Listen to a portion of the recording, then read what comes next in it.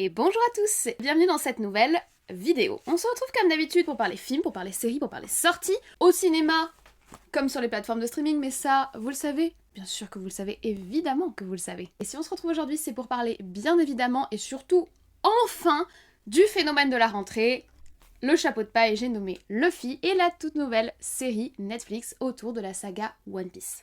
Alors vous excuserez mon chapeau, en fait il est un petit peu petit, donc sauf si je le mets comme ça et j'ai l'air d'un pêcheur du dimanche, il me va pas. Donc je vais pas le porter durant toute la vidéo, mais je suis quand même contente de l'avoir parce que c'est un petit peu l'accessoire iconique de la série, et j'ai quand même rendu hommage à mon chouchou Zoro. Bref, tout ça pour être dans le thème de One Piece, il est temps de rentrer dans le vif du sujet de la série, prenez-vous un grand verre d'eau, un café, un petit fruit du démon pour accompagner, et nous on se retrouve juste après.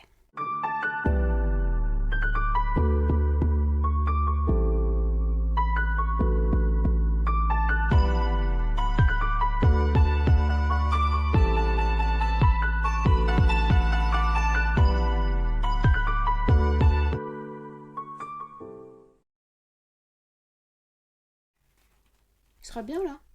Alors, avant de vous parler de la série Netflix, je ne peux pas faire l'impasse sur un petit point sur le manga extrêmement célèbre de Eiichiro Oda, qui est donc l'auteur du manga One Piece. One Piece est un manga de type shonen. Le shonen, c'est un genre qui est, on va dire, traditionnellement associé aux jeunes garçons, aux jeunes adolescents, en opposition avec le shoujo, qui est donc un genre plus destiné aux jeunes filles et à la romance. Après, aujourd'hui, ces catégories, évidemment, elles sont pas du tout exclusives l'une de l'autre. Moi, par exemple, je lis beaucoup de shonen maintenant que j'ai grandi, et c'est un genre que j'apprécie énormément, donc on n'a pas besoin d'être un jeune adolescent masculin pour en lire, évidemment. Et l'aventure du manga One Piece, elle a commencé en 1997, donc il y a près de 25 ans maintenant, en apparaissant pour la première fois dans le magazine du Weekly Shonen Jump. Donc il faut savoir qu'avant de devenir les tomes que nous on va retrouver en France, les mangas sont publiés chapitre par chapitre dans des magazines spécialisés, le Weekly Shonen Jump étant le principal magazine spécialisé dans les shonen, donc au Japon. Et si les chapitres qui sont publiés rencontrent un succès auprès des lecteurs,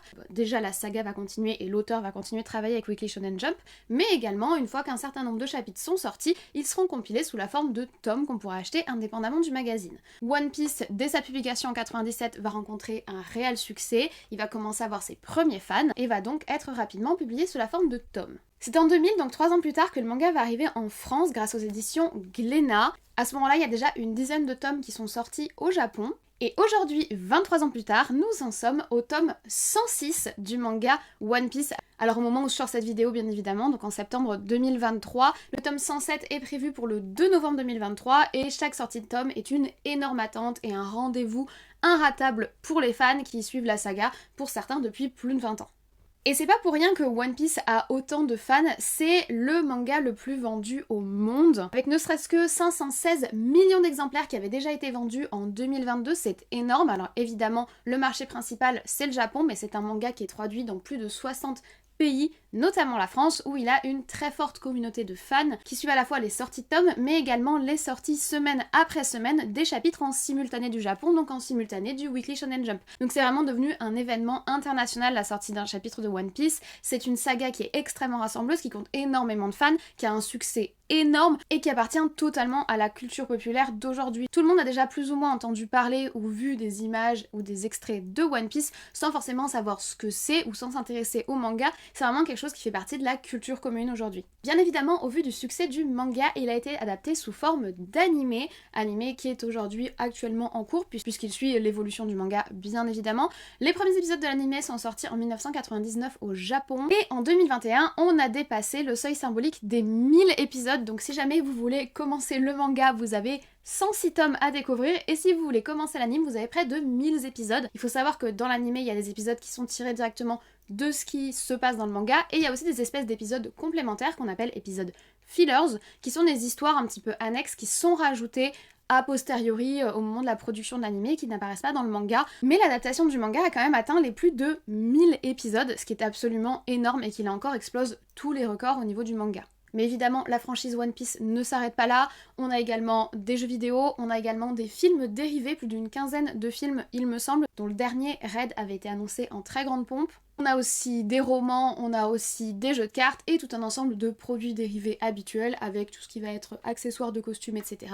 Tout ce qui va être figurines, j'en ai une juste ici, et une étendue juste incroyable de produits dérivés, du mug au stylo en passant par les chaussons, enfin bref, au vu du succès de la saga, vous vous doutez bien évidemment qu'on a de quoi faire au niveau goodies. Mais s'il y a bien une chose qui manquait à l'univers de One Piece, c'était une adaptation live, et c'est justement ce dont on va parler aujourd'hui.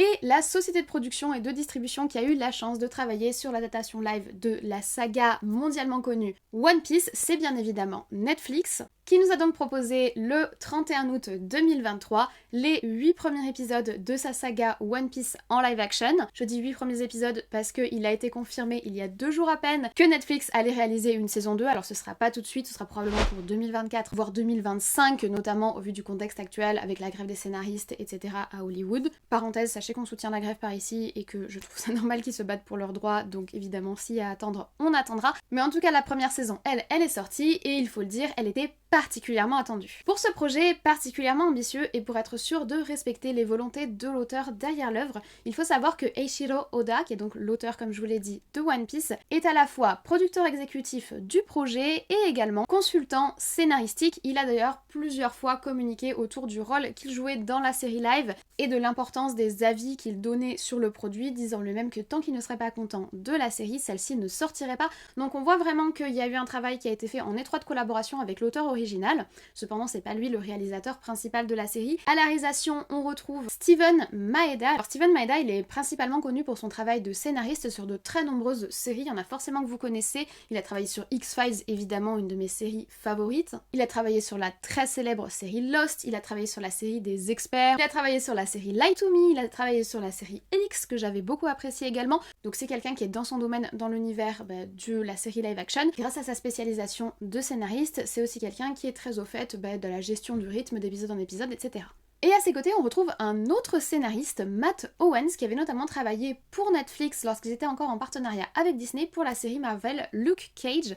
Donc on voit qu'il y a un choix qui est très judicieux de la part de Netflix, à la base en tout cas, c'est de choisir des gens qui vont se concentrer sur le scénario et ce qui nous est raconté dans l'histoire, qui maîtrisent la rythmique de la série, mais surtout de travailler en très étroite collaboration avec l'auteur original de l'œuvre. Petite parenthèse pour ceux qui ne le savent pas d'ailleurs, Eiichiro Oda, qui est donc né en 1975, qui a aujourd'hui 48 ans, il n'a jamais dévoilé son visage, il tient énormément au respect de sa vie privée et du coup vous n'avez pas d'image de lui. Toutes les images qui sont dévoilées de lui, même dans les annonces de Netflix ou sur son compte Instagram, il cache son visage avec une espèce d'icône de poisson, ça fait totalement partie de son personnage. Et autre point, il faut savoir que depuis quelques années il rencontre des problèmes de santé, notamment des problèmes de vue à force de travailler sur son manga dans des conditions qui ne sont pas toujours optimum pour sa santé. Donc c'est aussi une information notable à prendre en compte quand on traite de sa participation à cette série. Et d'ailleurs la série, parlons-en. En commençant d'abord parce que je pense que c'est important par mon affect vis-à-vis de l'histoire de One Piece. Comme vous le savez, peut-être, probablement du fait de mon décor, je lis des mangas, je suis une amatrice de mangas, j'en lis depuis plusieurs années maintenant, et comme je vous l'ai dit, depuis que je suis adulte, je me suis détachée du shoujo qui était mon genre originel, la porte par laquelle j'ai découvert l'univers du manga, pour m'intéresser à d'autres genres, notamment le shonen, que j'apprécie beaucoup. Cependant, je suis pas non plus une fan absolue de One Piece. J'ai lu les premiers tomes parce qu'on me les avait prêtés à l'époque du lycée, je crois que je me suis arrêtée autour du tome 30, avec l'arc de Skypiea, je crois, mais j'ai pas continué. Déjà parce que c'est une saga qui représente un certain investissement, que ce soit financier pour les mangas ou en temps pour l'animé, si tu veux rattraper ton retard. Également parce que, comme ce sont des tomes qui sont sortis depuis longtemps et que la communauté de fans est assez active autour de One Piece, c'est une saga qui, moi, m'a été plus ou moins largement spoilée pour les arcs que je n'avais pas encore découverts à partir des tomes 50, 60, etc. que moi je n'ai pas lu. Je sais à peu près ce qui se passe, à peu près qui devient quoi, etc. Donc ça me donnait moins envie de découvrir les tomes, mais c'est tout de même des personnages que j'ai su apprécier dans ma jeunesse et pour lesquels j'ai une certaine fibre nostalgique, notamment du coup l'équipage de base de Luffy, le personnage de Luffy lui-même, mais vraiment au-delà de cet attachement émotionnel là, je suis pas une fan, je ne suis pas une craque en univers de One Piece, je ne sais pas tout. Disons que je suis acquise à la cause d'apprécier la série et d'apprécier l'histoire qui me racontait parce que je sais à peu près où on va, mais je suis très loin d'être une spécialiste. Ce petit point étant fait, il est temps que je vous donne mon avis sur la photographie et l'image. Alors c'était un des points sur lesquels je m'inquiétais le plus avant qu'ils nous dévoilent les premiers trailers et les premières bandes annonces, parce que adapter un animé et adapter les codes du manga, c'est extrêmement compliqué. Un petit peu comme pour la BD mais de façon beaucoup plus poussée, le manga est très loin d'être réaliste dans ce qu'il représente, que ce soit au niveau des pouvoirs, au niveau des événements, au niveau de ses personnages, de leur physique, qui sont souvent difformes ou exagérés. On frôle parfois à la caricature et c'est totalement le cas dans One Piece. C'est particulièrement difficile à adapter sous la forme d'un live action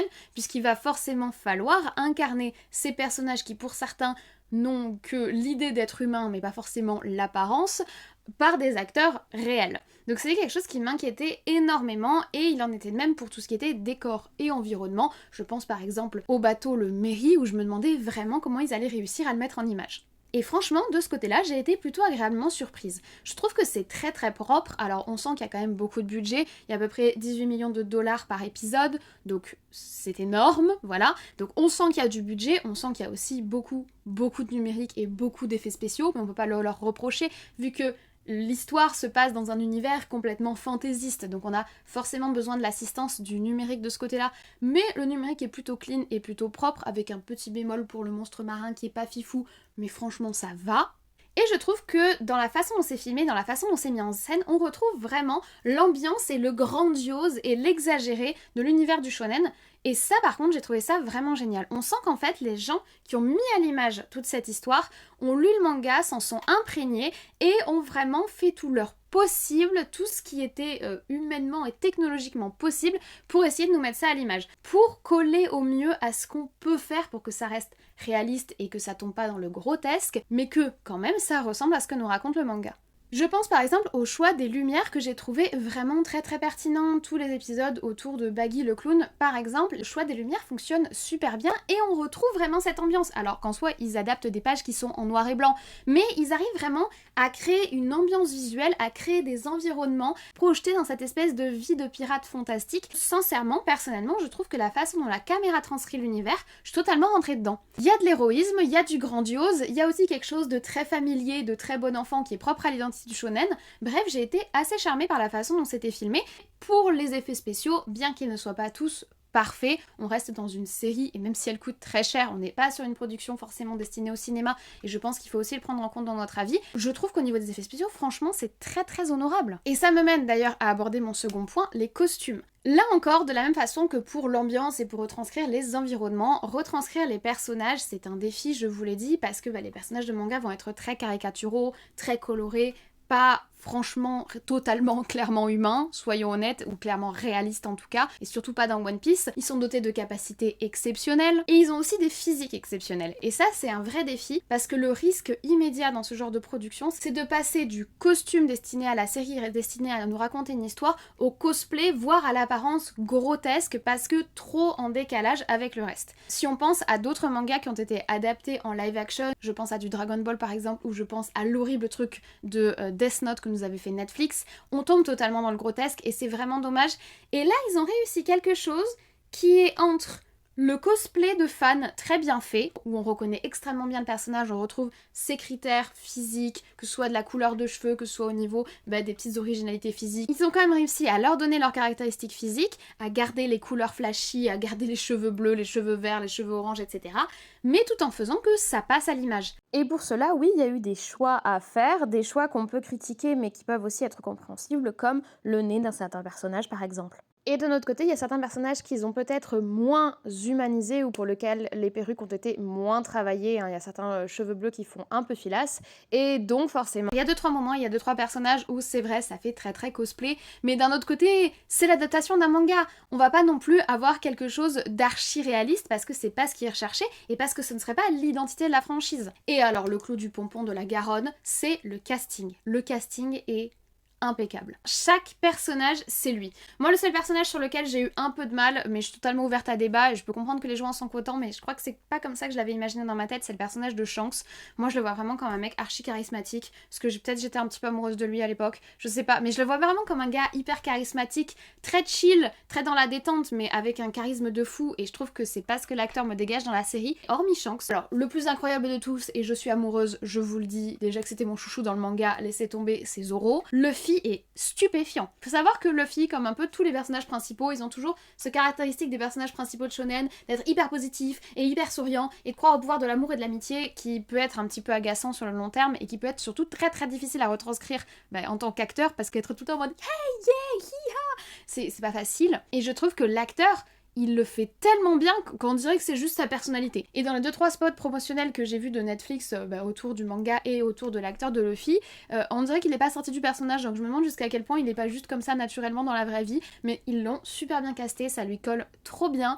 Nami est également magnifique, très charismatique et très bien incarnée. Et je trouve que globalement c'est le cas pour presque tous les personnages. Ils ont fait un travail absolument excellent au niveau du casting. Les costumes qui respectent le manga tout en essayant d'apporter quand même le plus de réalisme possible, croisés à un casting qui est super bien fait, franchement ça marche du tonnerre. J'ai été juste bluffée. J'ai l'habitude de voir des choses absolument terrifiantes sur certaines adaptations de manga, et là, ils ont réussi sur la corde raide un équilibre qui est extrêmement difficile à trouver entre respecter l'œuvre originale, être plus proche de ce qu'on peut attendre de l'œuvre originale, tout en étant assez réaliste pour que le live action se tienne et ne soit pas grotesque ou ridicule. Alors que la forme soit réussie, en soi, on est d'accord, c'est très important, mais il faut quand même qu'on parle du fond et notamment des choix qui ont été faits au niveau du scénario, de la narration et du rythme. Alors pour le coup, c'est peut-être une partie où je vais être en désaccord avec les très grands fans de One Piece, et je le comprendrai tout à fait parce que comme je vous l'ai dit, j'ai pas forcément l'attachement que eux ils auront pour la saga originale. Je trouve qu'ils ont fait un travail franchement honorable dans les événements qu'ils ont choisi d'adapter.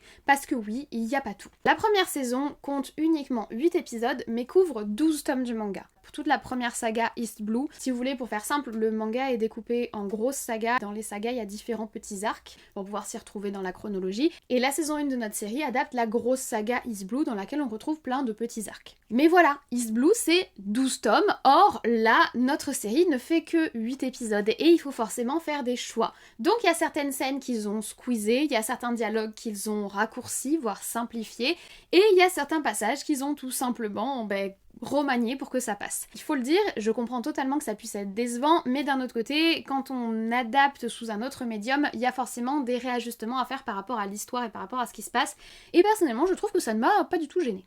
Alors oui, il y a des moments, je me suis dit, ah bon, Arlong, il arrive aussitôt dans l'histoire, etc. Donc il y a des moments, mon cerveau essayait de raccrocher les souvenirs par rapport au manga et par rapport à ce que je me souvenais de ce que j'avais lu. Sincèrement, je trouve que comme ils ont bien incarné les personnages et comme ils ont bien incarné les différents points iconiques qu'il y a dans cette première partie du manga, on retrouve nos marques. En plus, ils prennent à peu près à chaque fois 2 épisodes pour nous présenter le nouveau protagoniste. Ils prennent quand même du temps pour nous parler de l'antagoniste principal qu'ils ont choisi pour cette saison 1 qui est Arlong. En fait, quand on réfléchit au découpage, chaque personnage a entre 1 ou 2 épisodes de présentation et les 2 derniers épisodes sont consacrés au combat contre l'antagoniste. C'est assez équilibré et ça nous permet d'avoir assez d'informations sur chacun. Je trouve quand même qu'au niveau narratif, il y a tout ce qu'il faut pour que, de 1, même si on ne connaît pas la saga, on s'y retrouve dans l'univers, donc on a toutes les informations dont on a besoin. De 2, le rythme se maintienne pour qu'on ne parte pas dans des scènes de dialogue qui seraient peut-être trop longues, ou qu'on ne parte pas dans des scènes de combat qui seraient peut-être trop longues, qui dans le manga sont beaucoup moins gênantes, mais qui, au visionnage dans une série, doivent être réajustées pour correspondre au rythme du médium qui est ici exploité. En fait, j'ai vraiment l'impression qu'ils ont fait une sorte de travail d'orfèvre, du sur-mesure pour la série, avec une vraie démarche réflexive, une vraie volonté de faire au mieux, en cherchant à garder le maximum de l'ambiance et de l'identité de la saga, tout en la faisant correspondre aux besoins d'une série en 8 épisodes. Après, il faut quand même prendre en compte qu'à la base, Eiichiro Oda il avait annoncé une série en 10 épisodes pour adapter donc 12 tomes du manga. Finalement, la série en fait 8, qui est beaucoup plus proche du nombre d'épisodes que fait habituellement Netflix. Donc, je sais pas trop, j'ai pas du tout suivi pourquoi on est passé de 10 à 8 épisodes, mais il faut quand même prendre ça en compte aussi. Alors oui, il y a quelques dialogues qui tombent à plat. Alors, je sais plus exactement, et puis je veux pas vous spoil, mais je crois que c'est à la fin du grand combat, si vous voulez, où les punchlines qui s'envoient tombe un petit peu à plat. Disons que certains dialogues manquent un petit peu de charisme, manquent un petit peu d'héroïsme, mais franchement, je trouve que si on juge la série dans son ensemble, c'est super honorable. On voit vraiment qu'ils ont fait attention à chacun de leurs choix pour que ça se passe au mieux, et là encore, comme pour l'image, pour que ça respecte à la fois la saga originale et que ça se tienne et que ça soit compréhensible et accessible à toute personne qui découvrait la série, et je trouve que c'est un travail qui est compliqué et qu'il faut souligner. Et cela me mène à mon dernier point. J'ai vu sur les réseaux sociaux plein de gens crier au chef-d'œuvre. Enfin, ça y est, une bonne adaptation d'un manga. C'est la première fois qu'une adaptation réussit aussi bien. Alors je suis d'accord pour dire que le travail qui a été fait est très très bon. L'ambiance shonen a été respectée. Moi j'ai des petits bémols, voilà, sur quelques dialogues, j'ai des petits bémols sur un ou deux moments, sur les FX, mais c'est vraiment pour pinailler. J'ai pas trop aimé la musique aussi, mais là encore c'est pour pinailler. Je crois qu'inconsciemment je m'attendais aux musiques de l'animé. Du coup ça m'a fait une espèce de perturbation cognitive, mais au-delà de ces 2-3 petits détails, j'ai trouvé que le travail qui a été fait était très très bien fait. Mais de là à dire que c'est la première bonne adaptation de manga ou d'anime en live action, c'est exagéré. Enfin je veux dire, on a eu beaucoup de bonnes choses avant. On a tellement l'habitude de voir du mauvais, et là je suis d'accord avec vous, il y a des trucs qui sont apocalyptiques, mais on a tellement l'habitude de voir du mauvais qu'on oublie qu'il y a eu du bon. Il y a eu la série Gannibal sur Disney+, dont moi je vous avais parlé. Bon, c'est une série qui relève un petit peu du gore, donc qui est pas forcément tout public, mais qui adapte un manga et elle adapte très bien. Il y a eu le film Alita, qui franchement faisait un super travail et je trouve toujours dommage qu'on n'ait pas eu de suite. Il y a eu le film Age of Tomorrow, qui adapte le manga Die and Retry, qui est également très bon, même si pareil il garde pas forcément tous les éléments du manga, l'adaptation est très correcte, très modernisée avec des codes plus américains que le manga, mais en soi c'est une bonne adaptation, donc il y en a eu avant. Et alors pourquoi cette adaptation fait autant parler d'elle et pourquoi cette adaptation serait plus notable que les précédentes que je vous ai citées qui sont pourtant également très bonnes? Tout simplement parce que c'est One Piece. Donc, ce qu'il faut voir dans toutes ces réjouissances autour de la réussite de cette première saison, c'est que s'il y a bien un manga sur lequel on n'avait pas droit à l'erreur, c'était celui le plus vendu au monde, c'était celui le plus connu au monde, et c'était un pari extrêmement risqué pour Netflix. Et en fait, le pari était tellement risqué que forcément, le retour des fans, le retour sur investissement pour la plateforme est gigantesque. Certes, les réactions sont peut-être un petit peu exagérées par rapport au succès de cette première saison, mais on peut comprendre si on remet cela en perspective avec l'importance que la saga représente pour le monde et pour l'univers du manga. Et cela me mène d'ailleurs à mon bilan. Et bien écoutez, personnellement, je suis ravie de ce que j'ai vu. Quand j'ai eu fini les 8 premiers épisodes, j'avais qu'une envie, c'était de voir la suite. C'est pour ça que je suis également très heureuse que Netflix nous ait confirmé une saison 2. Je voyais mal comment ils pouvaient ne pas le faire, vu les retours, j'allais dire dithyrambiques. Peut-être même, mais les retours quand même très bons, que ce soit de la communauté des fans, que ce soit des gens qui découvrent tout simplement la saga à travers cette série et qui vont se mettre à regarder l'anime ou qui vont se mettre à lire le manga. Ça aurait été complètement incohérent de la part de Netflix de ne pas faire une saison 2 et c'est annoncé, c'est confirmé, on attendra le temps qu'il faudra pour que ce soit aussi bon que cette première saison. Franchement, je suis ravie, ça m'a fait super plaisir, ça m'a redonné atrocement envie de relire les mangas et de me relancer dans la saga. Mais c'est ça aussi qui m'a fait plaisir, de voir que plein de gens à travers cette série Netflix vont s'intéresser au manga, vont découvrir l'univers de One Piece et au-delà de One Piece vont peut-être aller s'intéresser à d'autres mangas, à d'autres sagas iconiques ou non de la littérature japonaise. Rien que pour ça, j'ai envie de remercier Netflix parce que pour le coup, quand les plateformes font des trucs pas bien, on ne se cache pas pour leur dire, mais quand il faut des trucs bien, faut le dire aussi. Et là, je trouve que certes, le pari était ultra risqué à la base, mais il est réussi, c'est un succès. Et je trouve que les retombées au-delà de juste le succès financier pour Netflix, que ce soit au niveau de la culture, que ce soit au niveau de l'image de la saga, ou que ce soit d'une manière générale par la satisfaction simple et joyeuse des fans, je trouve que ça fait plaisir. Donc moi j'ai passé un super moment, je regarderai la suite avec plaisir. Le seul bémol, et que j'aimerais qu'il corrige pour la saison 2, le seul gros bémol que j'aimerais qu'il corrige pour la saison 2, c'est de nous le sortir en hebdomadaire au lieu de nous sortir tout d'un coup. Parce que là, du coup, on va en parler pendant une semaine ou deux, puis ensuite on va passer à la suite. Et ça aurait été tellement plus cool de pouvoir se retrouver chaque semaine pour découvrir un épisode, découvrir le nouveau titre, parce qu'ils ont fait un titre adapté pour chaque épisode, c'est juste génial. Donc découvrir le nouveau titre, revoir le générique, avoir le petit frisson, le suspense, se retrouver entre potes pour regarder l'épisode de la semaine, je trouve que ça manque un petit peu à l'expérience et ça aurait été vachement cool et ça aurait été vachement dans l'esprit du manga. Donc Netflix, si vous passez par là, je suis totalement d'accord pour la saison 2, j'ai très hâte, mais s'il vous plaît, donnez-nous une sortie hebdo. Ah oui, quand même, je vous ai pas dit si je vous la recommandais, oui, franchement oui. Si vous connaissez pas la saga, pour la découvrir, et peut-être pour vous donner envie de découvrir le manga ou l'animé. Si vous connaissez la saga, oui, parce que je trouve que le travail qui a été fait est franchement honorable et qui dénature pas du tout l'œuvre originale et ça fait très plaisir. Et si vous l'avez déjà vu, on se retrouve en commentaire pour en discuter. Voilà, je vous remercie d'avoir regardé cette vidéo sur One Piece jusqu'au bout, j'espère que vous l'avez appréciée. Moi je suis franchement super contente de vous faire une vidéo positive sur une adaptation de manga, franchement ça fait très plaisir.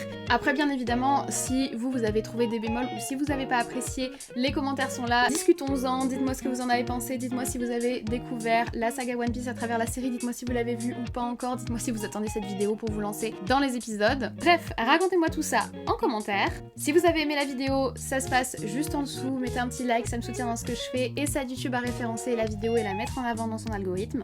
Et si vous voulez rejoindre mon équipage, ça se passe juste en dessous, c'est gratuit, il suffit de cliquer sur le bouton s'abonner et si vous activez la cloche, vous êtes prévenu des futures sorties de vidéos. En attendant, moi, je ne vous embête pas plus, je vous souhaite dès à présent une très bonne journée, une très bonne semaine, de très bon visionnage, peut-être des petits épisodes de One Piece en dégustant un morceau de fruit du démon. Surtout, prenez soin de vous et nous on se retrouve à très vite.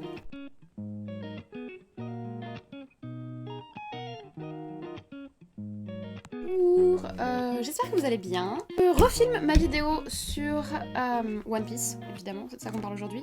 Je la refilme pour une simple et bonne raison, c'est que j'ai fait exactement la même chose mardi dernier. Et je sais pas si c'est moi qui ai, c'est sûrement moi en fait, qui ai dû supprimer par inadvertance le fichier, ou si c'est mal enregistré. Je sais pas ce qui s'est passé exactement, mais impossible de retrouver mon fichier. J'ai tous mes fichiers que j'ai tournés pour le petit short, que vous avez probablement vu, le petit trailer. Ça, j'ai tout. Et je l'ai fait le même jour, mais impossible de retrouver mon fichier principal, donc ma longue vidéo enregistrée pendant, je sais plus, il y avait 35 minutes de vidéo je crois, donc saoulant, mais c'est pas grave. Donc au lieu d'être en train de vous faire le montage pour que la vidéo sorte aujourd'hui, je refilme. Je pense pas que j'aurai le temps de faire le montage à la suite, donc ça sortira certainement demain, voilà, désolée pour les délais. Ça m'agace parce que comme je scripte pas mes vidéos, je me souviens à peu près de ce que j'ai dit, mais je sais très bien que je redirai pas exactement la même chose et que j'aurai pas exactement la même sens. Enfin, la deuxième fois que je le fais, donc c'est toujours un peu, voilà, ce sera pas la même chose que la première. Je sais pas si vous comprenez ce que je veux dire. Là pour la petite histoire, j'ai mon chapeau de paille, je l'ai commandé sur Amazon, je crois il y a un mois, et quand je l'ai reçu, déjà je l'ai reçu Ricra qui est arrivé super en retard, mais surtout je suis trop déçue. Il est trop petit. Je pense que c'est pour enfants. Regardez, ma tête, elle rentre pas dedans et pourtant j'ai pas une si grosse tête que ça. Faut que je le tienne pour que j'ai l'air de le porter. Sinon, il remonte. Et regardez ce style. C'est glacieux. Hein. Donc voilà, c'est... On est parti, on y va. Maintenant que je vous ai raconté mes petits problèmes. Vous voyez, si je lâche, il remonte par le pouvoir magique. Un petit style Luffy avec une petite cicatrice que vous verrez mieux ainsi. Petite boisson. Vous savez, ceux qui mettent leurs lunettes de soleil qui font comme ça. C'est une très bonne imitation des experts. Les choix des lumières. Avoir au moins pour 800 € pour s'offrir toute la saga papier. Et à la bibliothèque, il y a un truc genre 6 mois d'attente pour avoir un tome, donc c'est une horreur. Mais c'est cool parce que ça montre le succès de la saga. Et on se retrouve à très vite. Ouh, on a fini et j'ai chaud. J'ai très chaud. Ce qui se passe, c'est qu'il y a le soleil qui cogne à mort.